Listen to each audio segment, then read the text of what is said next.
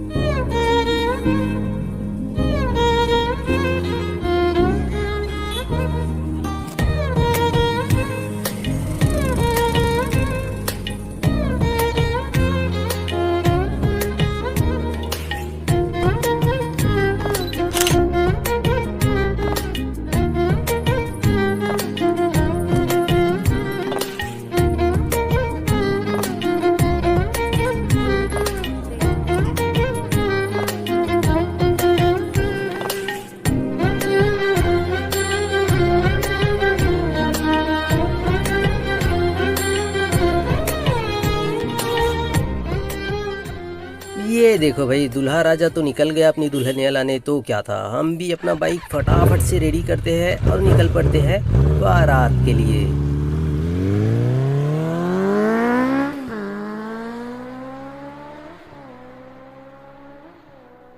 और यहाँ जैसे तैसे करके हम लोग वहाँ बारात में तो शामिल हो गए, लेकिन हम लोग काफ़ी लेट भी हो गए थे। तो वहाँ समधी बेट का कार्यक्रम होता है ना, वहाँ का मैं कोई भी फोटो वीडियो शूट नहीं कर पाया, इसलिए हम लोग दूल्हे राजा आपसे क्षमा चाहते हैं।